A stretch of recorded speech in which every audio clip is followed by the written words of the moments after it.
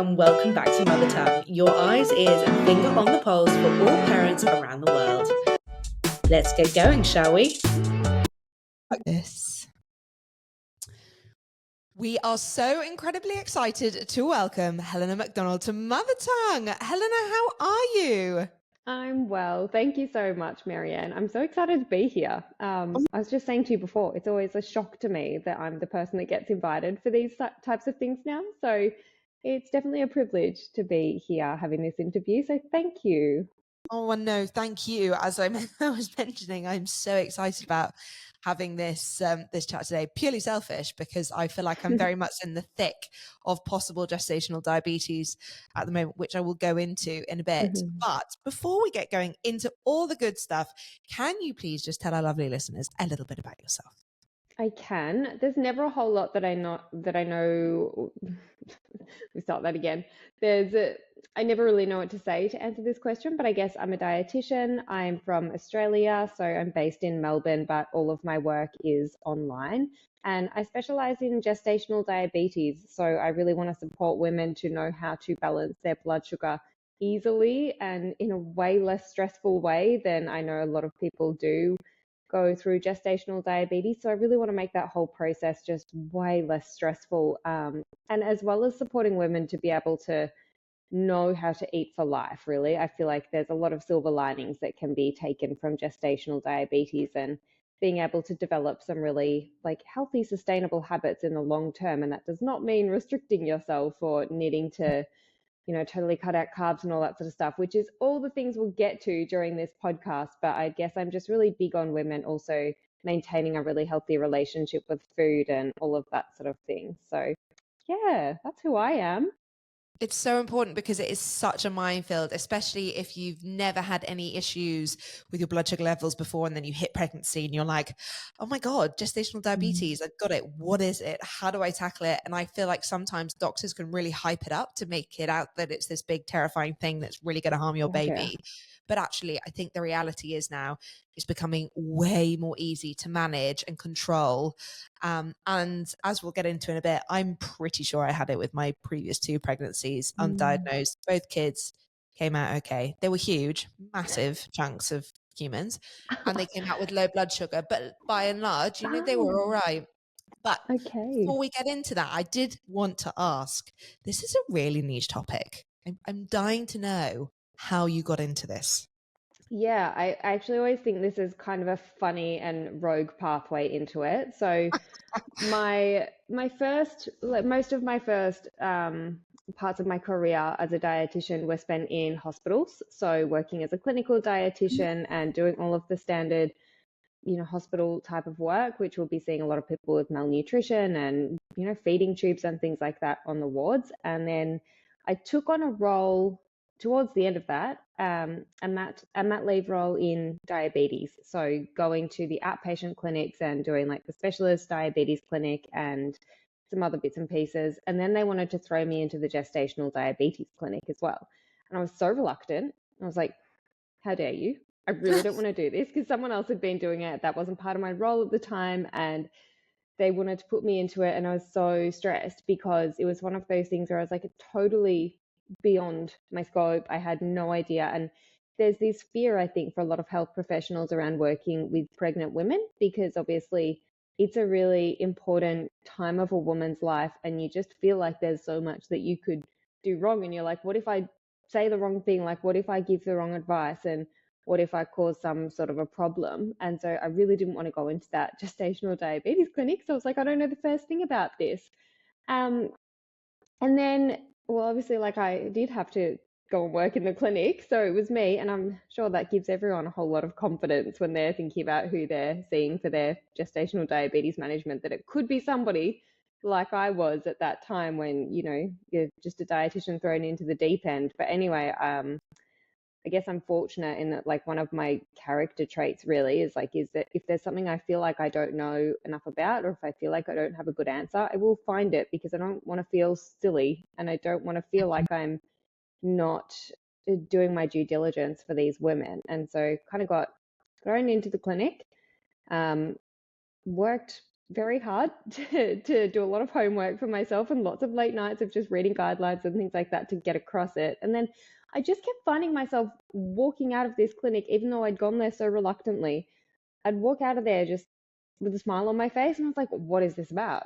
I really enjoyed it, I think, because you're for the first time as a dietitian, I really felt like the people that I was speaking with were so motivated and ready to make changes. And I really recognized that it was such a pivotal time to be able to intervene with somebody to potentially, like I was saying before, set them up with habits that could help them forever. Because they were really motivated to make the changes right then and there. And I think that's a really unique time to be able to work with somebody. But I have to say as well, like I also just hated working in that clinic from a lot of logistical aspects where I'd be seeing one person and then the doctors would literally be knocking on the door being like, can you see this one? And I'm like, oh, they weren't on my list and I'm right here with somebody else, but does it have to be right now? And they're like, yeah, they're just here. And you're like, oh, okay. But I also noticed that I was not even, sorry, this is a long-winded answer, but I was barely seeing anybody that came through the system. Like I was in a public hospital and like, lots of women get diagnosed with gestational diabetes. And I was only really seeing women who well, maybe at some sort of a disadvantage. So maybe English as a second language or some sort of tricky background where they just needed more support, or if they had a pre-existing diabetes diagnosis like type 1 or type 2 and so needed again like extra support. No, I never really followed anybody up, no capacity to, because there's just a new revolving door of people each time.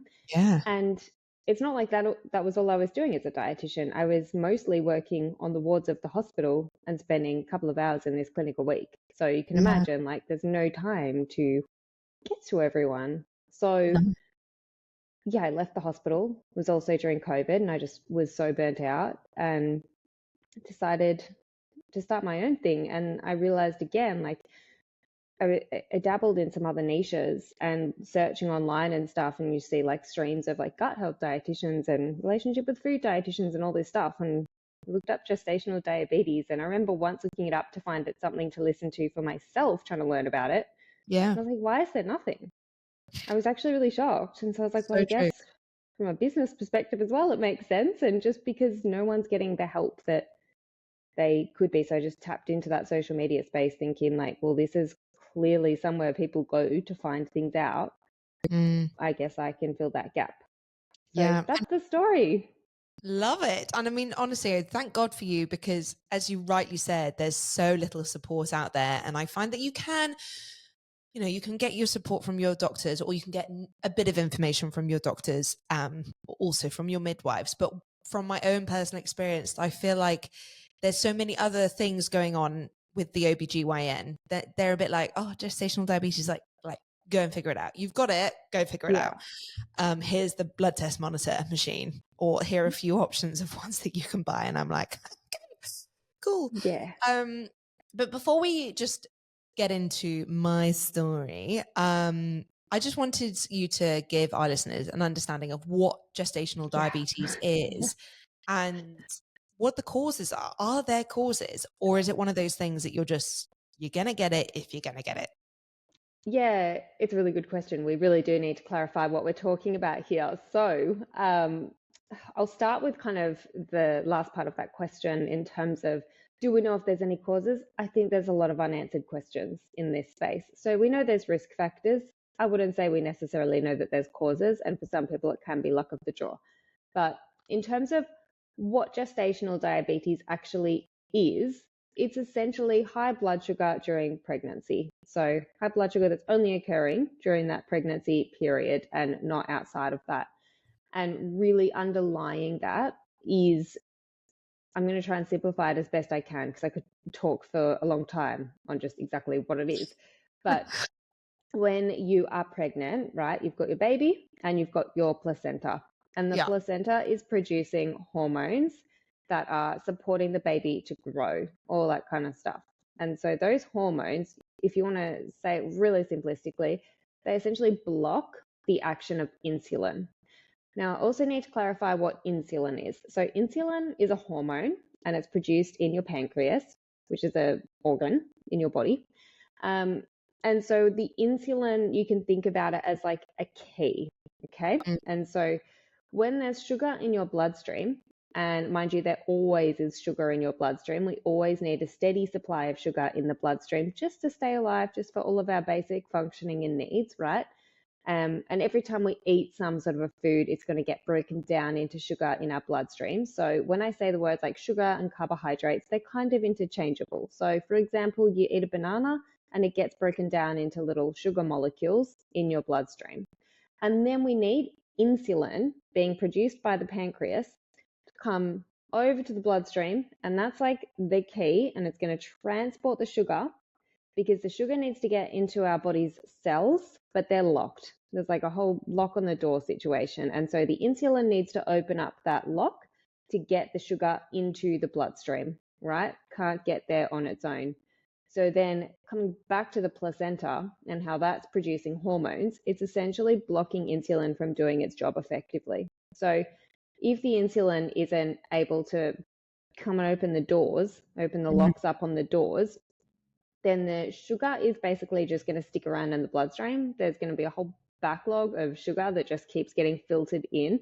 And so then your levels of sugar in the blood stay higher than we would like, and that can cause complications. That's not ideal for the body, and it can cause, a lot of the things that we know are risks that are involved with gestational diabetes. So we really want to be able to clear the excess sugar from the bloodstream and get it into our muscles and our liver and our brain where it actually needs to go so that our body can use it how it needs to. Is that making sense? Yeah, completely. And can you just explain to me that if we have gestational diabetes and we're not doing anything about it, what are the risk factors for ourselves and for our babies?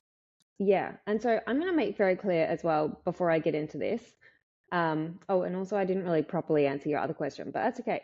So I want to make really clear that if gestational diabetes is well managed and your blood sugar is within like the target ranges most of the time that we want it to stay within, these risks are totally minimized. And so that comes back to when we're like, yeah, it feels like a really stressful, scary situation, and it can be, but at the same time, we've got to know that if you're doing all the right things and your blood sugar is well managed, we really minimize these risks to get you to like essentially the same level of risk of somebody without gestational diabetes, right? Okay. So we've got risks that are involved for mum and for baby, and I guess some of the main ones would be that if the sugar isn't getting cleared from your blood, excess can get transferred over to bub. Okay. Right. So if baby's getting too much sugar, and you just think of that as fuel, too much fuel coming in through the placenta, they're going to grow pretty big because they're going to do something with that fuel. So they're going to keep growing nice and big and strong, and probably a little bit bigger and stronger than we would like. And so that can cause two things. So that can cause them to be big and make it difficult for delivery. So it may pose some problems. And if you have a physiological birth, then you've got risks of things like shoulder dystocia, where there's like maybe an injury to baby's shoulder coming out. Or you may need to have a birth earlier than expected and have a cesarean section. Or the other thing that's like kind of complicated, if baby's growing too big and they're getting too much fuel, they're producing their own insulin in their own body. Okay. And so they're used to getting heaps of sugar coming in. And so they're producing lots of insulin, which is that hormone coming from our pancreas, right? That's that the key to open the locks.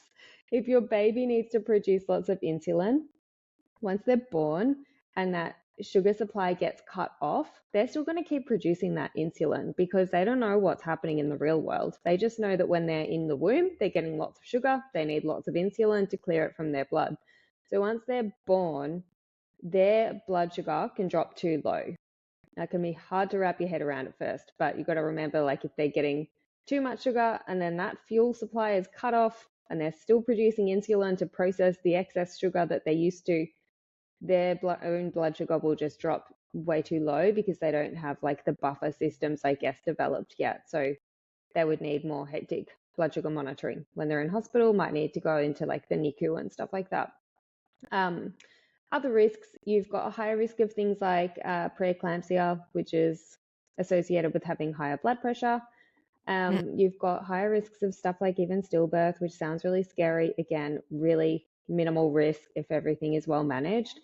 And then, really importantly, mum herself, like you're at a higher risk of developing type 2 diabetes later in life and other things like heart disease. And that can be the same for bub as well. But again, minimized if everything is well managed. So it really all comes back down to that. Management. Yeah. That's so interesting. So I'm now going to harp on a little bit about my own story here. And Please. gestational diabetes is something that's it's actually taken very, very seriously here in the UAE, where I'm recording this from at the moment. And everybody, regardless of who you are or what signs and symptoms you're showing, you get tested for gestational diabetes at around 26 weeks. It's just a kind of a standard here. Same in Australia. Yeah. Okay. So I have been tested both with my both previous pregnancies at 26 weeks. And bizarrely, with both my previous pregnancies, same as this pregnancy, I was showing symptoms of gestational diabetes, my understanding of symptoms anyway, up until like week 16, 17. Then I had a period during the second trimester where everything seemingly was fine. And then from about 30 weeks to the end of my pregnancies, every time again, I would just react really badly to sugar and refined carbs. So I'd have a bowl of pasta at lunch, I'd go and have a 2-hour nap. Or I'd eat some chocolate and I'd feel hungover. It was like that dehydrated, horrible taste in my mouth. Even now, if I have a piece of toast, which I very rarely do, I'll have a piece of toast in the morning with some avocado or eggs or whatever. I then feel like I have this metal taste in my mouth and I'm really thirsty for like a couple of hours after. It's very bizarre. Wow. And then both my previous children came out very large. One was 4.1, the other was 4.4 kilos. And my daughter, who was delivered naturally, had shoulder dystocia as well. And they've both come out with very low blood sugar. So in my mind, I'm like, surely red flags here, people. Red flags. Connecting some dots. Yeah. So I've really fought this time. I'm now 19 weeks. And I've really fought this time to one, be tested early, which annoyingly hasn't happened quite yet. But I have now bought myself a blood sugar monitor. And if I can figure out how to work it, which is the next conundrum, I'm going to start trying to use it. Because I feel like I'm now going into that phase where I am reacting a little bit better to it. So I can have a little bit of chocolate and it's not like the crazy crashes I was getting before. I mean, come like 14 weeks, if I had a little bit of sugar, I was on the sofa, unable to move to like go and have a wee. Like I was just broken. Yeah, it's very, very strange. Yeah. But then coming on to the symptoms, I have a friend who's also pregnant with her third. She's had gestational diabetes in her past 2 pregnancies. She was diagnosed at 26 weeks. And our symptoms are so different. So I also wanted to next talk about symptoms because my understanding of symptoms from what I do when I go to Dr. Google, which I know we probably shouldn't do, is things like dehydration, a constant thirst, dry mouth, feeling just lethargic, tired, unwell. Like, I mean, I would just feel totally drained of all energy. And as I mentioned, feel like hungover, that kind of hungover feeling. But her symptoms, she gets really short of breath. So can we talk a little bit about symptoms and what is the range of symptoms that we can be experiencing if we have gestational diabetes? I think it's such an interesting question and such an interesting experience that you've had. And sorry if that's been the case and it's been undiagnosed. That absolutely sucks. And most of the time, for a lot of people, there will be no symptoms. And that is one of the most insidious things about diabetes and why it can be hard to even, sounds bad, but care about managing it perhaps because you maybe like it's such a silent thing. You can't see it. You can't necessarily feel it. And so potentially it doesn't exist. You know, if a tree falls in the wood and no one sees it, like whatever that saying is. But you're right in saying that there can be symptoms of high blood sugar. So when somebody does have high blood sugar, some of the classic symptoms would probably be a combination of what you and your friend have experienced. So things like feeling sweaty, feeling hot, feeling a bit shaky, maybe out of breath, like all those types of things, just generally feeling unwell, a bit nauseous maybe. And the other, Sorry, I just need it, and my door just 2 seconds, 2 seconds, sorry. yeah.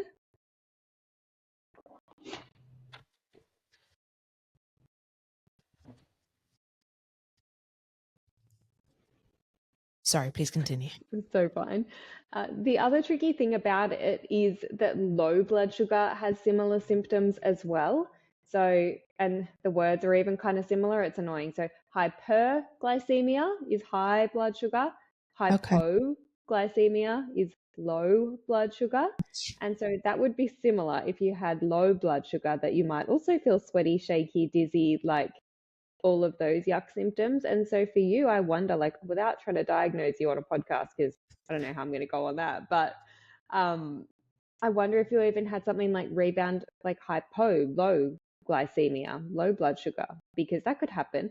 Although then it's still tricky, because if you think about the fact that when your blood sugar is high, if it's still just all, if the sugar's all stuck around in your blood and it's not getting to your cells, like your muscles and your brain and whatnot, those things can't function.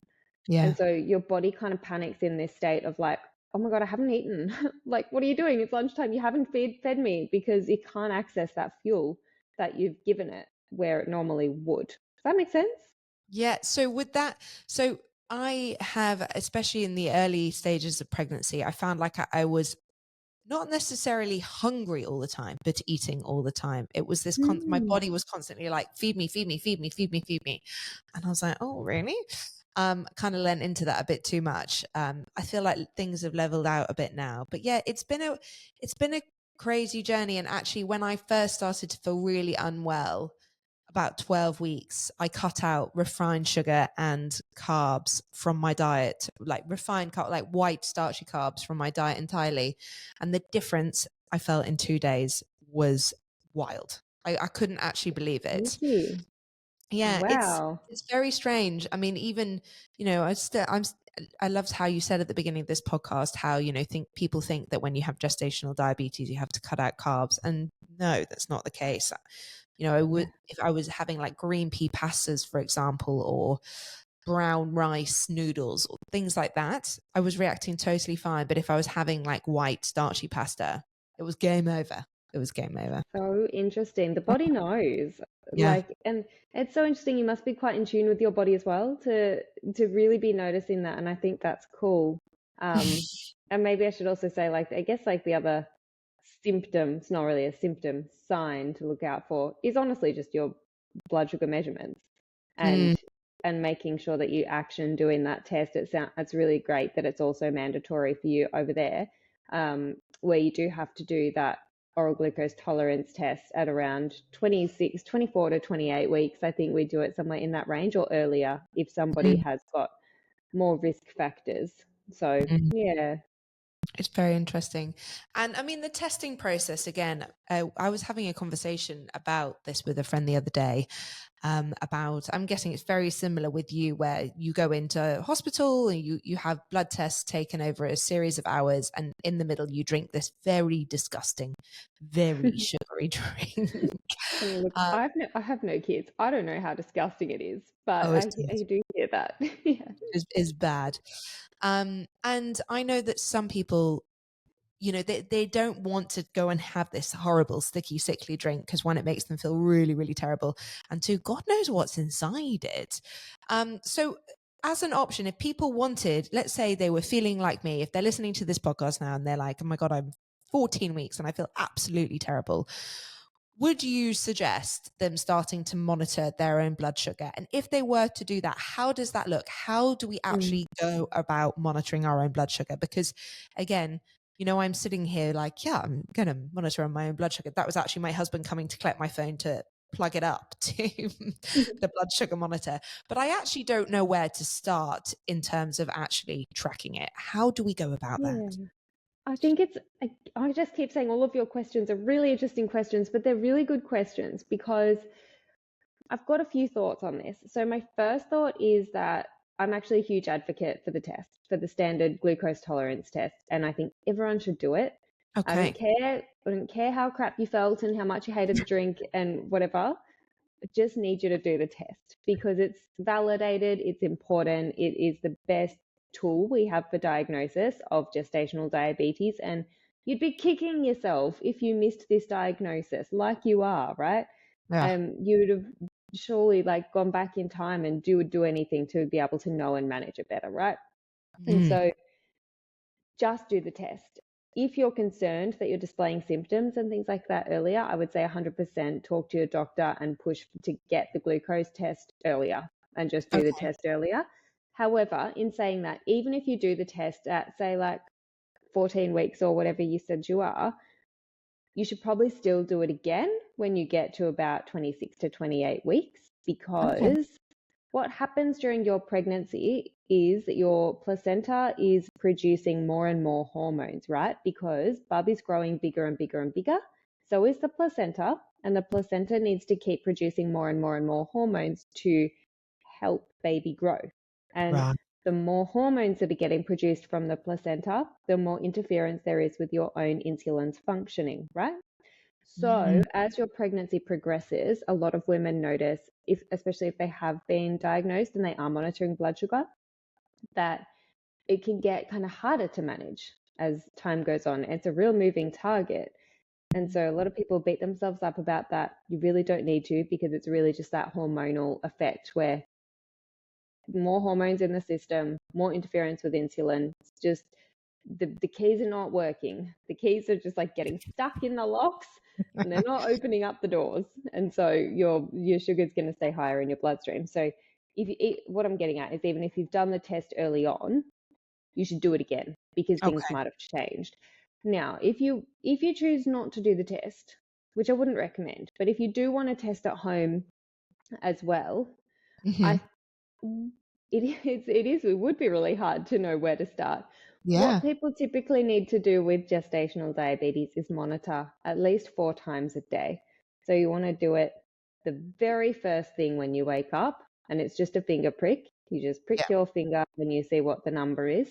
The very first thing, I even get my clients that I work with to do that before they get out of bed and before their feet touch the floor, because hormones, again, our cheeky hormones, will kick in the morning to wake you up, and that can make your blood sugar go higher. You want to see what the baseline is very first thing in the morning, and then you want to test, depending on where you are in the world, there's different guidelines, but standard guidelines here are 2 hours after each meal. So start of breakfast, and then 2 hours later, start of lunch, 2 hours later, start of dinner, 2 hours later. And that is to see how your sugar in your bloodstream behaves over that time period in response to that meal. Now, the test is quite different, because the test is giving you way more carbohydrates and concentrated carbohydrates in one dose than you would be in any just like home setting conditions where you're eating your meals. And I guess there's just like way more variables that would be introduced at home that you may not know what you're looking out for, I guess. And so it's really important to put your body under that stressful testing condition, because it's just 75 grams of like straight sugar. That's all it is. Which obviously isn't like great for you at the best of times, but health professionals aren't going to be telling you to do it if they don't think there's a clinical need for it, I guess. So very true. I think if you're going to test at home, still do the real test. Still do the real test. And then you said 2 hours after each meal, do you test your blood sugar before you eat or not? No, you don't need to. You can if you want to see what's happening there. And I guess you also need to know what your blood sugar targets are too. So you've got to maybe check with your doctor and see what the targets are in your area. And I'm not sure actually what units you use there, but we use millimoles per litre in Australia. So you get numbers like 5 is what we want fasting. And then below 6.7 is what you want after meals. I'm not sure what that is in like the US units. I need to get better at that conversion in my head, but it's way different numbers. It's like 90. I will figure it out. Yeah. And so you need to know what you're looking for as well. And if you're getting numbers above those target ranges, then that's when you would need to be like, oh, okay, we need to take notice of this and make some modifications. So interesting. And now we've talked about how we could possibly manage it and get checked and see, if we've got it or not, basically. I now want to come on to diet. I feel like Yeah. diet, again, is such a minefield for so many people who have gestational diabetes because, again, you go straight to Dr. Google and Google is full of weird and wonderful things and it's all quite conflicting. So, by and large, what kind of a diet should we be eating if we have gestational diabetes? Yeah, I guess like my main message is always pretty much like there is no gestational diabetes diet. And I said that in air quotes because it's just not a thing. And I think it's just like quite toxic to get yourself into thinking that you're on this gestational diabetes diet and you're not doing yourself like a real service if you think Yeah. like that, right? Yeah. As I said before, I feel like there's ways that you can really implement sustainable long-term habits whilst you have gestational diabetes because realistically, the type of things that you need to be eating are very similar to what everybody in the population would benefit from eating with a couple of tweaks. So we need to be like a little bit more considerate of some things, but realistically, so should everybody. And it's always context dependent, right? And everyone's going to have a different amount of food that they need for their body and macronutrients and things like that. But of course, like we want to jump to just talking about carbs because when we eat carbohydrates, that's the thing that gets broken down into sugar in the bloodstream. That's the thing that's going to impact our blood sugar levels the most.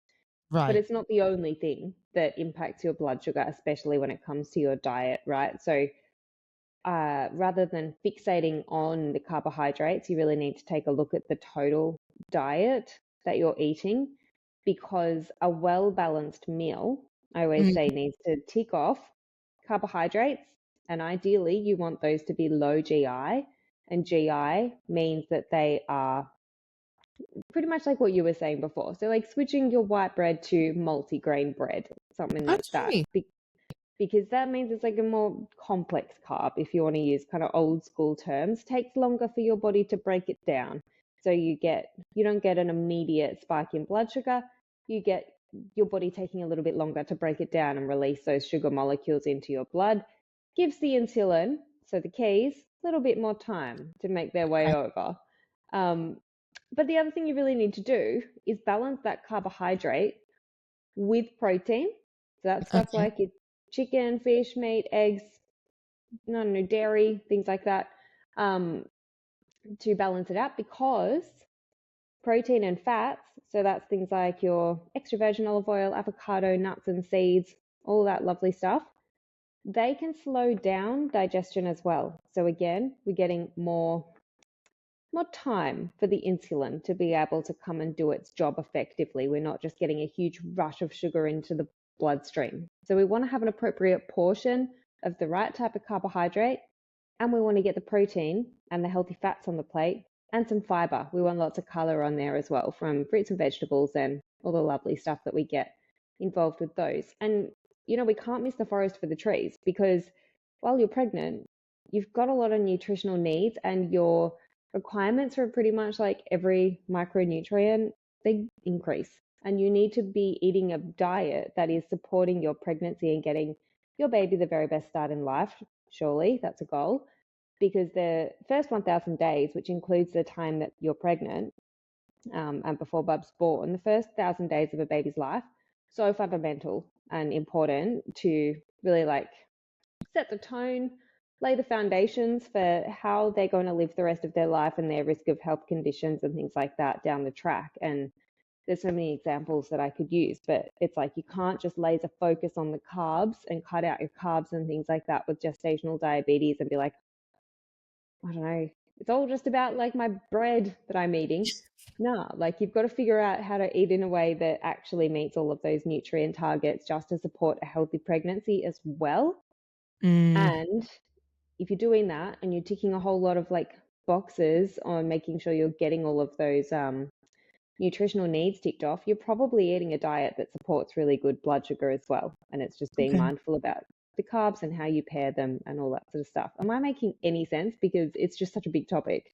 Totally. So, for example, I mean, for me, for some parts of my pregnancy, I've been really craving sweet things. So instead of kind of going to like over processed chocolates, I'm now trying to have, I might have a date, but with peanut butter.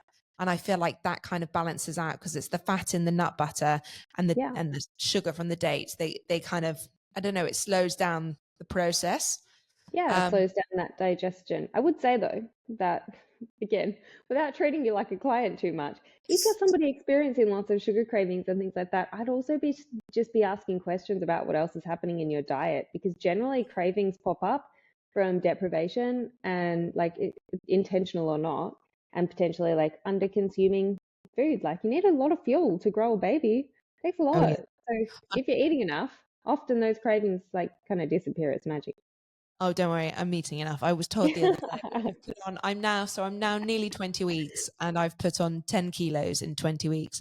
And I was told by a doctor the other day that I've had excessive weight gain, which I was not that appreciative of. But anyway, that's the story for Yeah, a different day.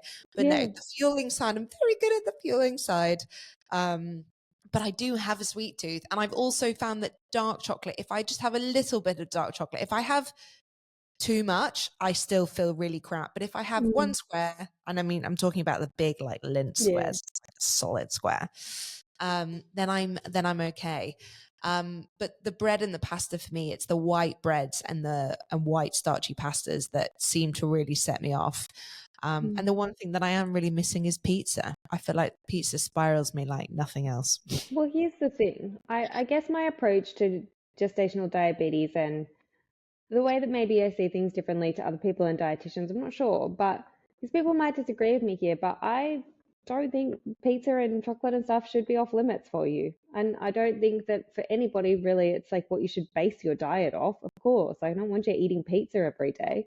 I don't No, want you eating like excess chocolate every day. If anybody, whether they had diabetes or not, ate a whole block of chocolate, say you're probably not going to feel great, are you? no. and and the thing with things like pizza, that's a good example because I hear it a lot. People are really craving pizza and whatever. And I think you could make your own like quote healthified version of it. And there's a time and Yep. a place for that. And that can work really well in some circumstances for, the bulk of your diet and just making really like nourishing options that you equally enjoy. But doesn't it also doesn't mean that you can't have the real deal. But again, it's all about how you balance it out. And so plenty of my clients would be able to like go out for dinner, say, and because life doesn't stop happening when you've got gestational diabetes. You still No. have like friends' birthdays and special occasions and things that come up. And so if you're having pizza, it's more about like, okay, let's not have a whole pizza. Let's figure out maybe doing 2 or 3 slices, depending on Mm, the type of pizza. Let's make sure there's some sort of good solid protein involved there as well. So whether that's some chicken or I don't know, whatever it might be, and make sure there's lots of color on that plate. So let's make half of the plate veggies, whether that is a nice big salad or whether that's some cooked vegetables, whatever it is, like 3 different types of colors on the plate, loads of veggies there. And then you've got a little bit of carb coming in from the couple of slices of pizza, delicious. And then you've got the protein there as well. glorious. And then well-balanced meal. No issues, basically. And I don't know, you can test it out if you want to, and maybe it won't work for you. I'm not sure. I'm not everybody's dietitian, but at the same time, that's a strategy that I would use. And if you're somebody who can't take that approach, like with any type of food, and you're just finding that everything spikes you, you might need medication. And that's exactly what it's there for, because you still need to meet those nutritional needs. Okay. So I have two final questions for you today before we start to wrap this up. And the next one was going to be on medication. So Yeah. I've actually never known anyone who's been on gestational diabetes medication. Can you just talk me through a little bit about what Yeah. gestational diabetes medication is and why someone might need it? Absolutely. And let's take away some stigma. It's interesting you've never met somebody who's been on medication, because there's no No. shame in it. That's the first No. thing I need to say. There's absolutely no shame if you need insulin or metformin. I'll get into what those are And it doesn't mean you failed, doesn't mean that you weren't good enough at the diet or anything like that. It's just a really useful tool we have up our sleeves. We just need tools in our tool belt, that's all, to manage this condition. And so there's a couple of things that you could be prescribed. Most commonly would be insulin. So you know how we've been talking about insulin this whole time. It's just a hormone that your body produces on its own. And it's really a key that carries the sugar out of the blood and into the cells, opens up the doors. If you're taking insulin, just adding more. You're just giving your body some more insulin, that's all. So you might need that to manage your blood sugar. And that's typically given to women, like most commonly just overnight, to help with the morning fasting blood sugar level. Oh, wow. That's the Okay. most common time to get it. But you might also need it after meals. And then there's metformin, which is also just like an oral medication that you can take, and that can basically just make your insulin work better. So that's the main function of that. So instead of giving you more insulin, it just makes the insulin your body's already producing just work more effectively. So they're the most common two things that might get prescribed. So interesting. Okay. And how do they clarify if you need to have the medication or don't need to have the medication? Is there a certain level when you test? Yeah, and I think one of the tricky things is there's a lot of different discrepancies between what different health professionals will, I guess, like accept Yeah, before sure. wanting to put on medication. So you're testing your blood sugar, as we spoke about, like first thing in the morning, 2 hours after each meal. And so you need to be monitoring what that number is each time in comparison to what the target ranges are. So if you're getting numbers that are above those target ranges, then that's when there'd be the consideration of medication. But usually first, I mean, depending on what types of numbers you're getting, because for some people, especially if there's more risk factors, you can be like, it just makes sense to go on insulin straight away because we're otherwise, putting Bub at unnecessary risk if we know that it's kind of inevitable and things aren't great anyway. Sure. But for some people, it might be a situation of, okay, well, you might be able to really just make some lifestyle and dietary modifications here and be able to reduce those numbers. And let's just see how we go doing that before we go on to any medication. But if numbers are consistently higher, I think for most healthcare professionals, they'll accept like 2 or 3 high numbers in a week. And Okay. then they'd be introduced in the conversation about medication. But you've also got to remember that if there's like some kind of outlier for a high number, if you're like, oh, I did go out for pizza and I ate a whole pizza and for like, it doesn't take a genius, like I spiked, then it would be like, oh, well, that's pretty easily explainable and avoidable again in future. So we don't really need to worry about considering that one and making you go on medication because you went and ate a whole pizza. You just won't probably do that one again, So Yeah. Okay. it's context dependent. Okay, that makes sense. And then coming on to my final question, which again is a loaded one. Exercise and the relation to gestational diabetes. Now, I remember someone telling me once that when they had gestational diabetes, after every single meal, they had to go for a walk. And I remember thinking, that feels exhausting, especially at nighttime at 7 p.m., after you've had your dinner. I don't want to be going for a walk. What is the suggested guidelines around exercise in relation to gestational diabetes? You know what? Again, same as I would recommend to absolutely everybody on country in your country, that should probably just be doing exercise anyway because it's really good for you.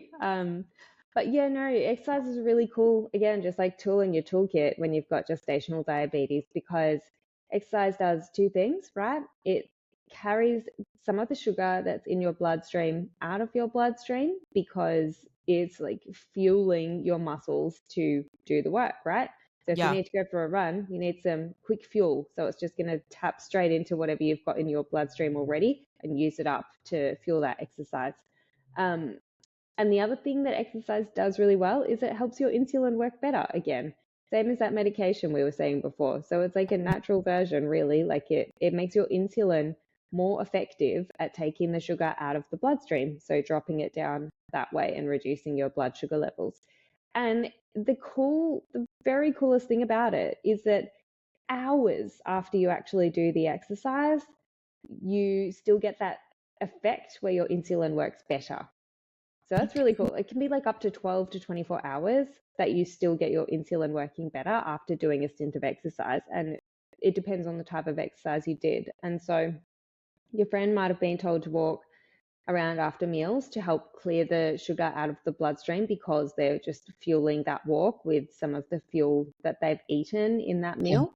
But it seems from the research that it's equally effective to do just like one stint of exercise through the day as opposed to needing to break it up. But I think everyone's so different and whatever works for you best. But I always also get kind of cautious about it because the same way I'm really like big on prioritizing your relationship with food and making sure that stays really healthy. Same with exercise. Like, I don't want to develop a really toxic relationship there.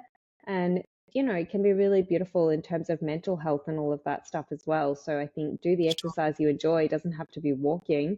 Anything that you actually like is great to do. And also, one other note on it, it can, confusingly, raise your blood sugar as well if it's really intense because your body's going to like throw out some more sugar into the bloodstream to fuel that exercise that you're doing. So if you're doing something really, really intense, you might get a little rise in blood sugar whilst you're doing it, just because your body's doing you a favor, giving you some more fuel. But then it's got probably an even more prolonged effect in terms of making the insulin work better long term. So it's still helpful long term. So not an issue. It's not an issue that it raises the blood sugar, just to clarify. So interesting. And just in terms of like different types of exercise that we can do, walking is considered exercise, right? We're talking about movement in general. Absolutely. And I love the term movement. That's what I prefer to use as well, because any type of moving your body and whatever is safe for you, like I'm not a physio, I'm not a PT or anything, but if you do have an exercise physiologist or a physio on your healthcare team, amazing resource to utilize, and whatever they suggest, and movement in any form, walking, Pilates, yoga, stretching on the floor, I don't care, whatever you need to do and whatever is like good, comfortable for you, safe for you, perfect. Oh, I love that. Okay, great. So I feel like I'm ticking a few boxes here, which makes me feel good. I'm actually going straight from this podcast to Pilates. I've got a new love for reformer Pilates at the moment. I'm really enjoying it. So that is my day. Before we say goodbye today, Helena, we always ask for one tip, one product from our guests. So if you were to leave us with 2 nuggets today, what would they be? Oh, 2. Oh, you only told me I was going to need 1, but one of each. One tip, one product. Okay. I think my biggest tip, and I'm kind of biased here because I eat plant-based, and I'm going to say you don't need to go vegetarian, you don't need to go vegan, right? But I think one thing everybody can do for their health that is so beneficial is to include more plant-based options into your diet. And I'm talking about specifically things like chickpeas, lentils, edamame. Those types of foods are like the most phenomenal for our health that you can get. So including those, game changer. Absolutely do it. And reducing down animal proteins in your diet. Again, I'm not saying everyone needs to be vegetarian or vegan. I'm actually just talking about like chronic disease risk and things like that. More plants is so good for you and for your gut microbiome and all the things. I could talk about it for days. So that's my number 1.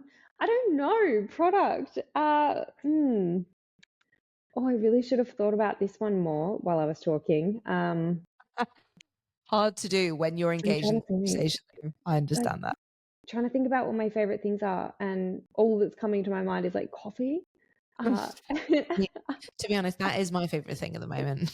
Yeah, also really good for you. Probably not whilst you're pregnant though. Oh, I don't know. I'll come back to you and we can put it in the show notes. What about your favorite monitoring tool? Do you have one of those?